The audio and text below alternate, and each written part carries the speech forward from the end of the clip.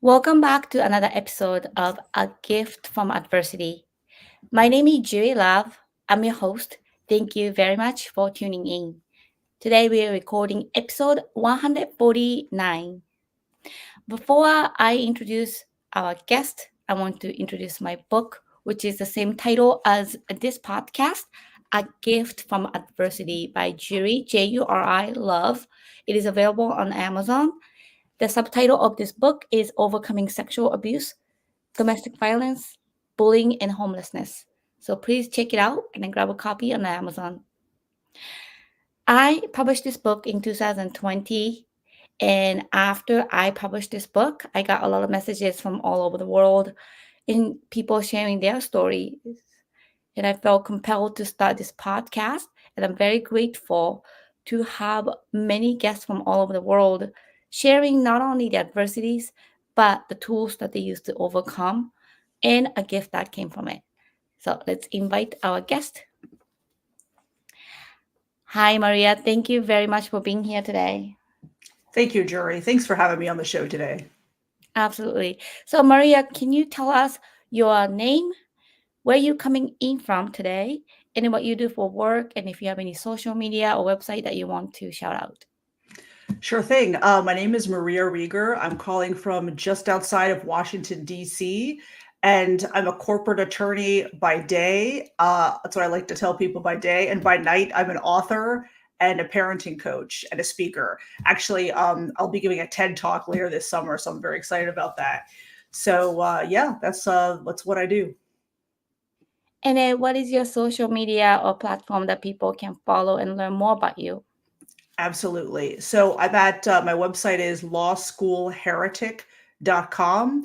I also publish regularly on YouTube. My channel is called Positive Parenting with Astrology with Maria Riegger. And my books are on Amazon under my name, Maria Riegger. Perfect. Thank you very much. So, let's dive into our first question, which is the adversity. So, can you tell our audience what was your adversity?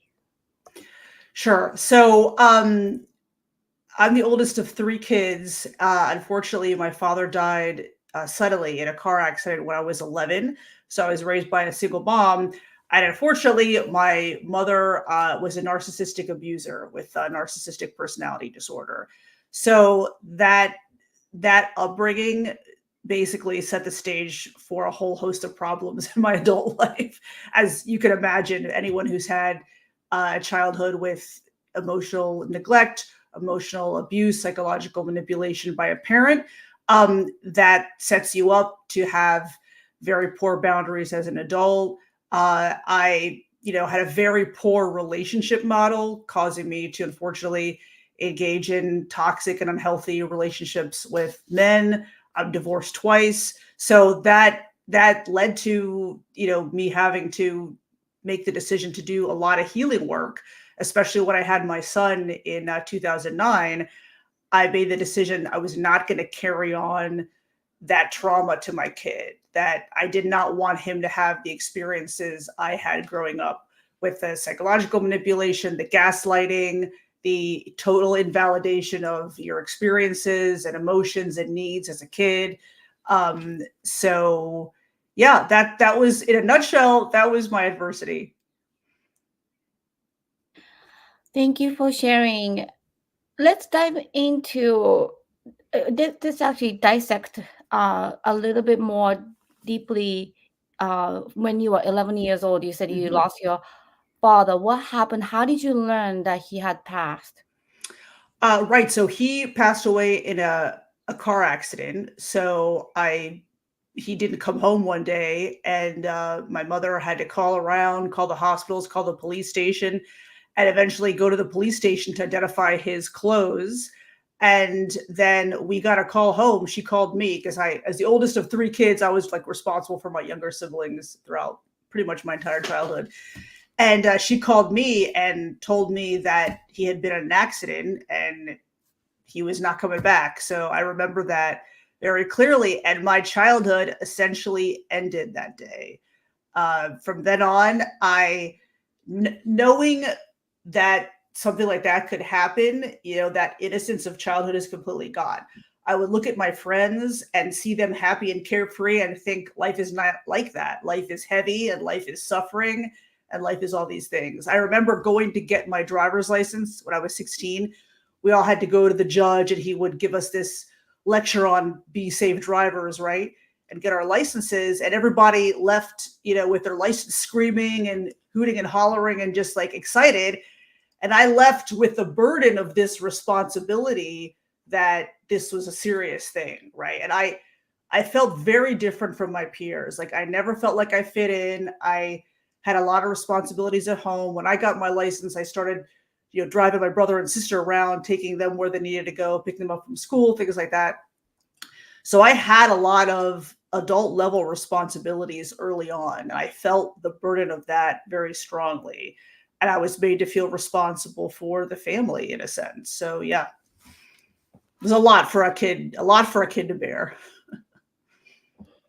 Yeah, I can't imagine. And especially having kids around you, you use the word carefree, and those are like for granted for sure. Yes. And I had a similar experience when I was 18 when I was homeless. Mm. A lot of kids went to college straight, and then in Japan driver's license is like 5 grand, and so Oh, usually wow. parents sponsor it, and I never had that luxury, and I felt like responsible working all the time. But you started really early on at 11. That's brutal.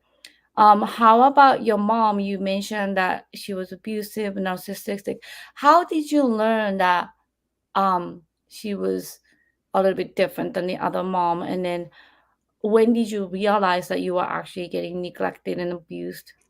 That's a great question because as a kid, you sense, like you intuit something is not right, but you can't articulate it because you don't have the skills, the education, the knowledge. Like today, my son is 14 and he knew what gaslighting was when he was like 10 or 11 because we would talk about it. We would watch shows where characters are being manipulated and you can like research this stuff online, right? So he's very savvy.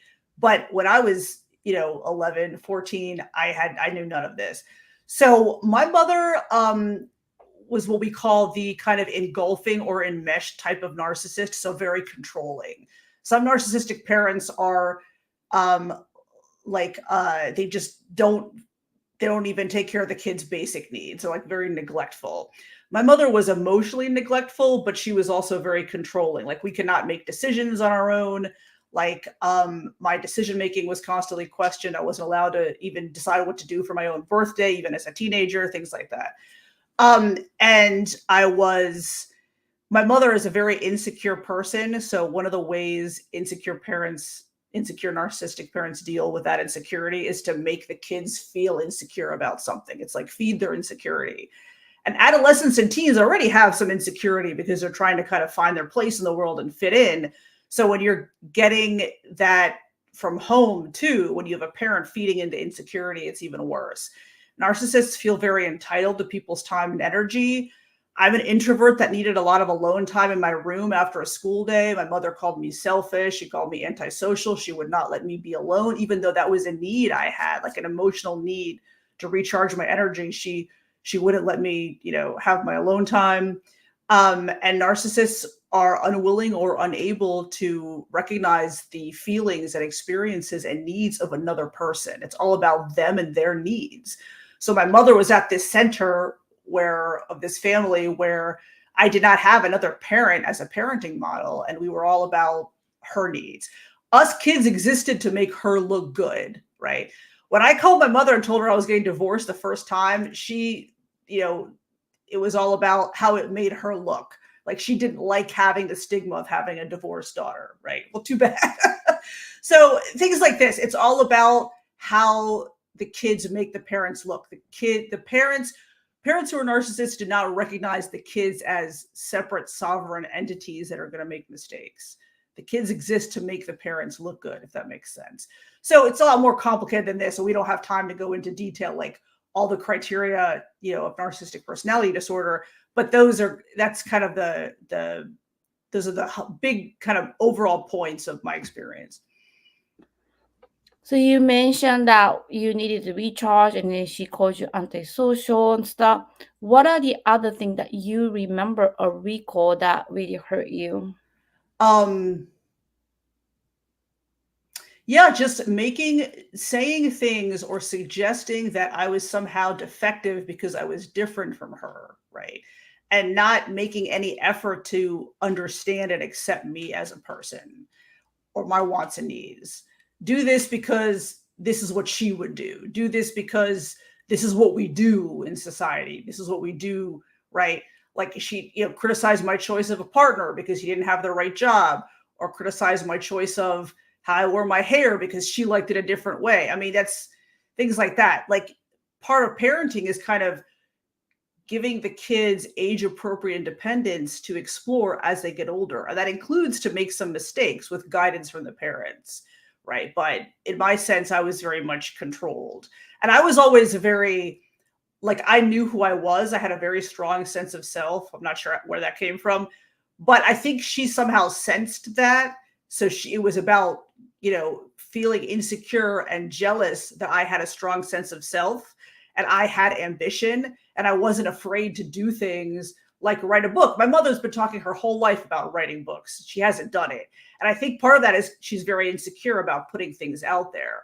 Yeah, I mean, it doesn't feel good to get a bad review, but it's not going to stop me from publishing, writing, from putting myself out there, doing creative things, right? And I think that's, to somebody who's a narcissist, that's unfathomable. So there's narcissistic parents often are jealous of the kids. Like my mother, I mean, stole a job from me one time when I shared with her that I was applying to a place. She applied to the same job and got the job. Things like this. They try. I know it's crazy. They try to be enmeshed and insert themselves in your life, right? And it's hard to get someone to understand that if that person has not had that experience with a narcissist, either as a parent or a partner or a friend or a boss. But yeah. So Maria, I just want to get my computer charger. I just realized that I need to charge. But if you can continue the conversation and share our audience of how do you remember at school having um, losing your father at young age and having this mom, like were the school supportive? Were the kids bullying you, making fun of you? Did you go through any of the challenges during, like, especially middle school Right. and high school? If you can share that, that'd be great. Sure. So I was completely alone. I always got good grades because I wanted to get out of my small town. I wanted to get out of my house. And I saw getting the good grades as a way to do that, to get into a good college, to get a good job, to be financially independent. So I always got good grades. And I think my interpretation is because of that, uh, no teacher ever thought there was anything wrong, right, going home at my home.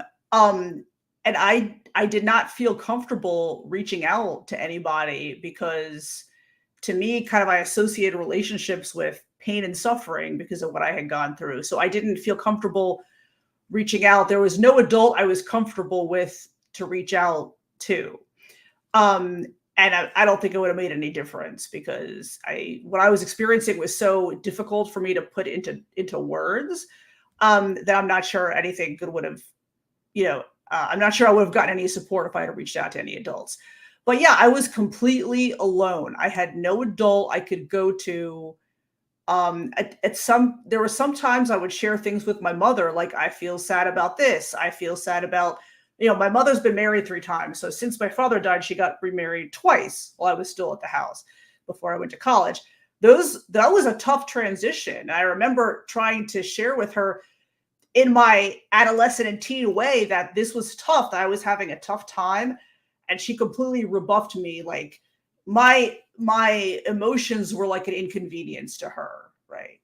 Um, I would share that, well, I'm having a tough time, or this transition is tough.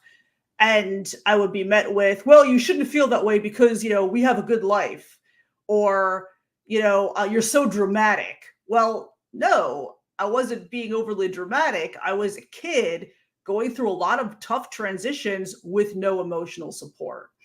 Now, a parent with secure attachment, like me, when my kid comes to me with something like that, I stop what I'm doing. I say, I'm sorry you're having a hard time right now. I completely understand why you're having a hard time right now. You're going through some tough things. Is there anything specific you want to talk about? Is there anything I can do right now to help you?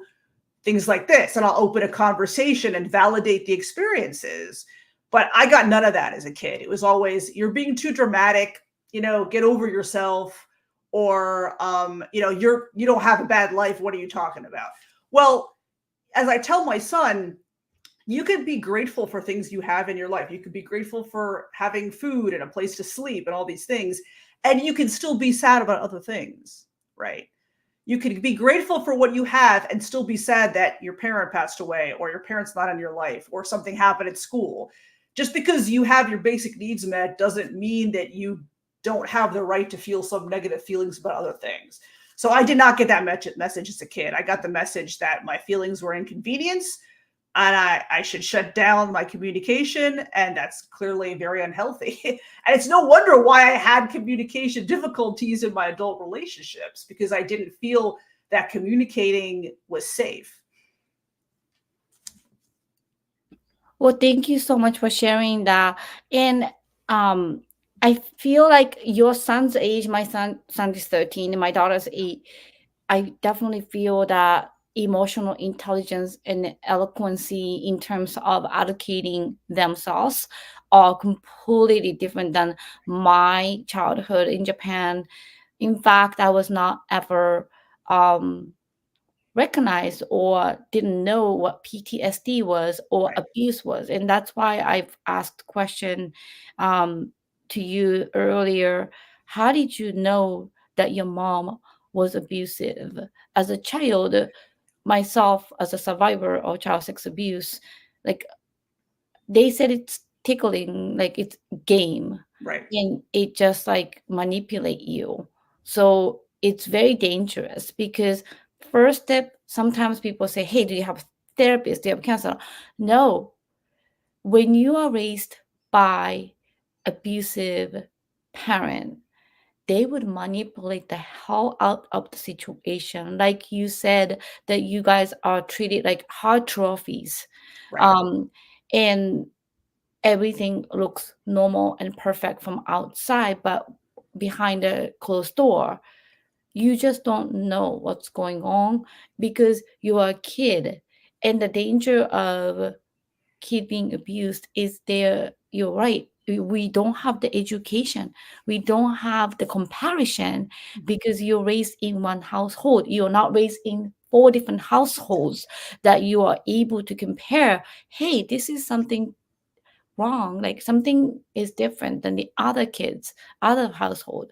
So it's very, very hard. Absolutely. And to answer your earlier question, Juri, about kind of how I found out, because I kind of went off on a tangent. In my 30s, when I started seeing a therapist during my first divorce, she was the one who actually put narcissism on my radar. She said, your relationship with your mother is not healthy. And as an adult, she said, she told me, your mother is asking you things that are not healthy for her to be asking an adult child. Your mother is relating to you as an adult child in a way that is not emotionally healthy. And we kind of delved into that more in detail. And she gave my therapist gave me some books to read on narcissistic parents. And I thought, oh my gosh, this is my mother. And I never thought that. And then when I started with another specialized therapist in complex PTSD, which you mentioned, he was able to help me see, oh, not only was my relationship with my mother unhealthy, my relationships with my husbands were also unhealthy, right? Similar dynamics. I was essentially subconsciously recreating the dynamics I had as a child. So yeah, and that absolutely happens. And that's the tough thing from that kind of childhood, like you had too, is you bring those relationship models with you into adulthood subconsciously until you decide to do something about it. And if I would not have decided to do something about it, I would have continued that with my kid too, which is unthinkable to me, right? So same with you, right? So you make the decision that we're not going to have that dynamics with our kids. But yeah, it wasn't until my 30s when I really realized what was actually going on, what had been going on. I feel the same way when I was recommended for a therapy, and then my therapist started to tell me that the relationship that I had with my mom, I thought like my dad was the evil, the bad person. But she said, yeah, she contributed to your PTSD too. And then you need to admit that you cannot also, this is what she said, angelizing one parent when the one parent is really bad, that kids tend to make sense of it and encourage towards better version, but still that better person is even abusive, but the abusive is worse in one parent.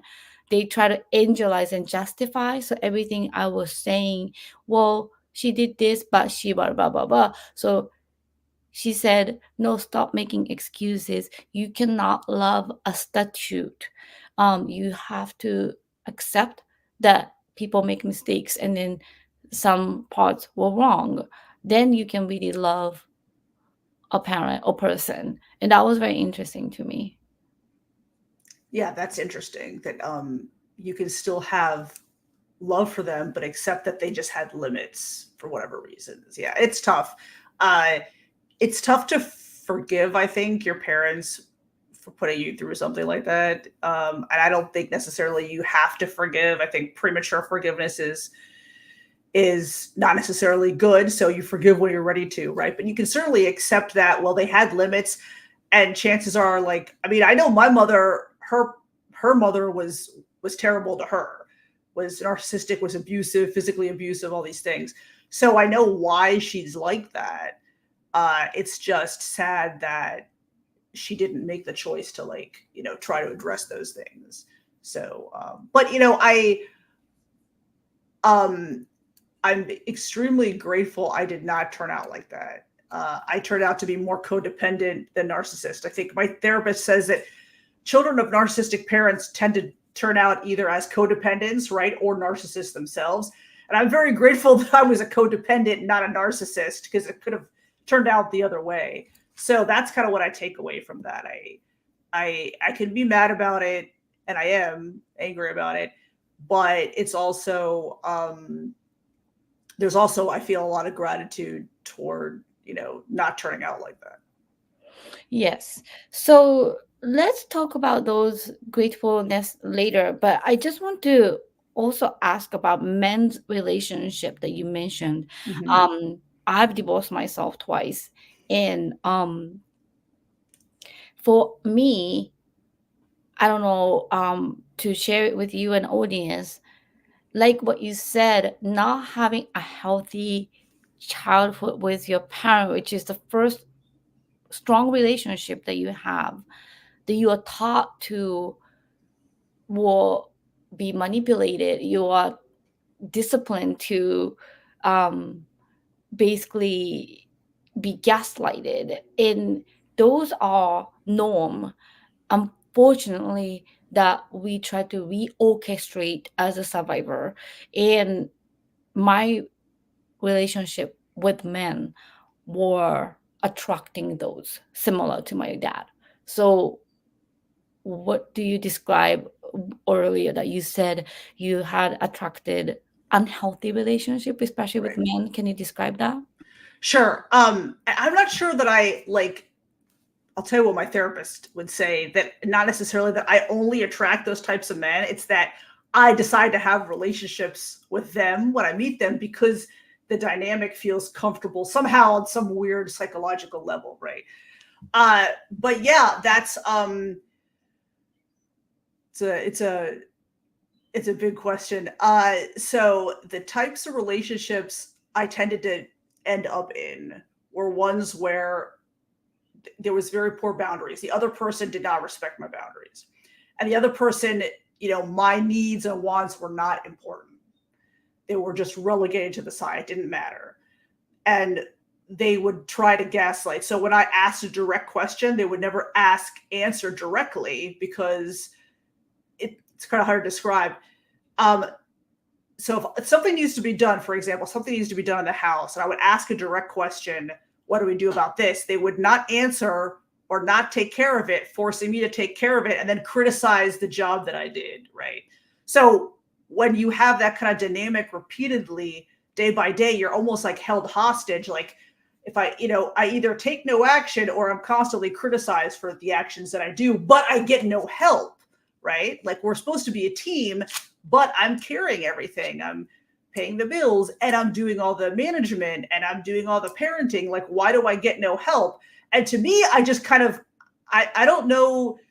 At one point, I woke up and I thought, this is not like a healthy relationship. This is not a relationship where both people are working together to build each other up. I'm doing all the rowing. Like if you use the boat analogy, I'm the only one rowing here and I'm exhausted, right? And when I try to state my needs, I get met with, gaslighting or complete disregard. And then the other person tells me that I don't communicate, that I have problems communicating. And I'm trying to be very direct, following what my therapist says. Be direct. Don't be passive aggressive, state your needs, all these things. I'm being direct, but I'm being told that I'm the one that has some problems communicating. And that's not true.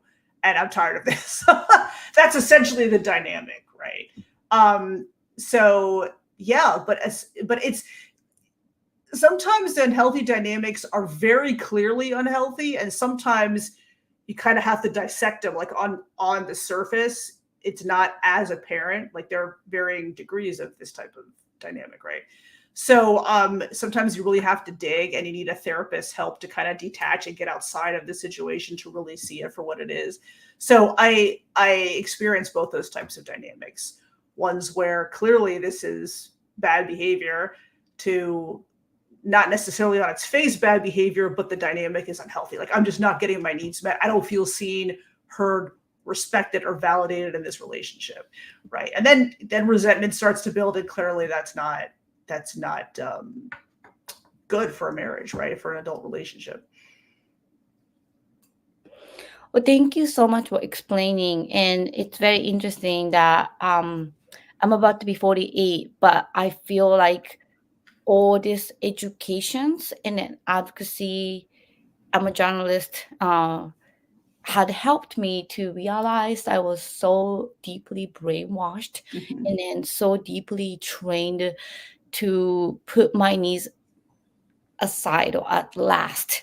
And the gender gap plays a huge role Mm-hmm. from Japan as well, that we were put to be valued with the partner. Without it, you are not valued. Your social rank is all of a sudden Right. like lower than other people who has perfect marriage and house and stuff.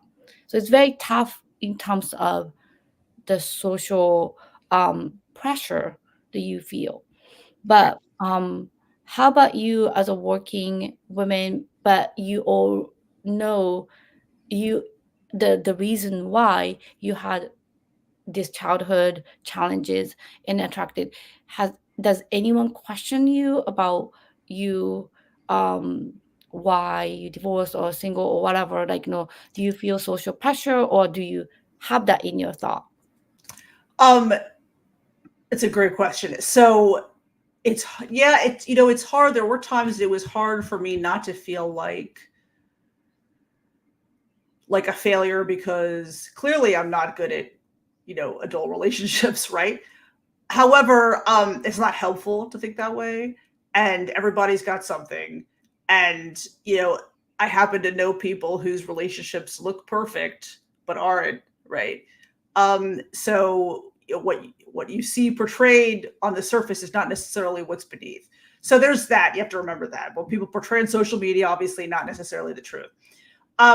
It's interesting. I think the stigma about being divorced certainly exists here, even in this country, even in the area where I live, DC, which is pretty liberal.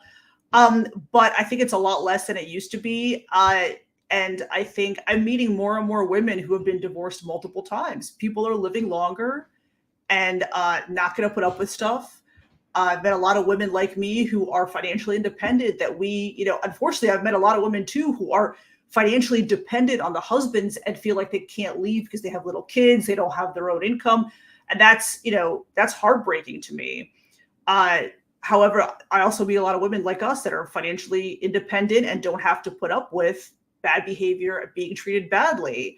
And I think a lot of us are coming to terms with that fact that I'd rather be happy and be a better parent to my kids because I don't have to deal with all the other stuff.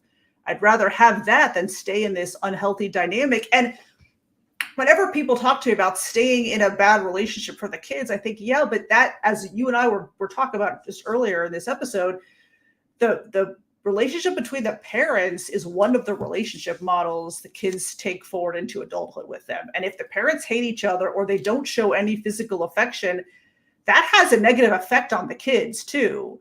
In my opinion, it's better to split and, be happy and be able to have more energy to be a better parent to your kids than to stay in a bad relationship and, not have the energy to, do a good job raising your kids and be emotionally available for your kids. So yeah, I mean, different people think different things about that, but I don't think that I experience a lot of negativity about my situation. But I've also done a really good job at only surrounding myself with people who are supportive. Absolutely. Well, thank you, Maria, for really depicting what happened and then sharing your experience. Let's move on to the second question, which is my favorite part of the podcast, because all of our 149th guests, you're the 149th guest, but all of our guests had shared so many great tools that they used to overcome the adversities. So, what would you say of everything that you tried that completely worked for you to overcome your adversity? Uh, Definitely psychotherapy, because it is helpful to have an impartial person to talk to who's not close to you, right? Because anybody who's close to you is going to have their own subjectivities, and nobody is 100% objective. We're all products of our experiences. But definitely psychotherapy was the big game changer for me, to allow myself to get outside of the situation, detach a little bit from it, and see things for how they are, to get that more neutral viewpoint and input. So that's definitely helpful. I'm a big reader, so I've read a lot of memoirs, for example. I just finished a great one on complex healing from complex PTSD. And reading other people's memoirs about their similar experiences, it's extremely validating because you feel less alone.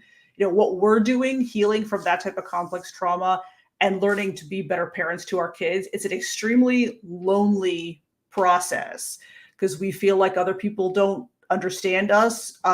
We look at other people and see, for example, I see, adult women doing stuff with their moms, being all happy. And that's great. And I would love to have that too. So that's when you see stuff like that, you feel very lonely. But then when I read memoirs of other women who are healing from similar situations, obviously you feel like, you feel less alone, you feel validated, you feel other people have gone through these experiences too and have come out the other end, working on their healing and much happier. So that reading about other people's experiences to me is very helpful because you feel some solidarity in that. So I can certainly recommend that. If people who don't like to read necessarily, podcasts like this are fantastic for the same reasons, because you feel less alone. And that's one of the great things about social media is the connection that it brings. Now I have a lot of online support groups that without the internet and social media I would not be able to access. So those, I think, were the biggest things that were helpful for me. And then more specific things like I use exercise to deal with anger and anxiety. It's extremely helpful. Meditation. Not everybody likes these things. For me, they're very helpful because I have a lot of energy and I need to channel my energy somehow. So exercise is great for that. Grounding exercises like meditation, also very good. So it's fine. It's about finding what works for you. I did EMDR therapy. That was also very helpful to get detached, to get some clarity about things. That doesn't work for everybody. It worked for me, but certainly something to try. So those are kind of the main modalities I used. And quick question about tools. Thank you for sharing those tools. Those are really great. I've done EMDR. For those who is listening, EMDR is eye movement desensitizing reprocessing, and it was discovered by Dr. Shapiro to treat the Vietnam veterans, and it's to bring the trauma that's stored in the limbic part to the cognitive part by using the REM sleep rapid eye movement in a wake situation, such as following the light, and then buzz. My therapist had a buzz left right stimulation. So it really is not invasive and it's not medicine, and it's very, very effective. So I definitely recommend that as well. One question I have for the tools, when you are especially growing up in middle school, high school, and then you became a lawyer, that's a big accomplishment for a childhood that you had. How did you keep up with your grade focus in being an attorney, becoming an attorney? How did you use some tools to focus your energy to excel in academically and in career wise? So I love to learn. I did not like school in elementary, middle school, high school, especially middle school was really tough. I didn't really like school. I thought it was too limiting, too confining, but I love to learn.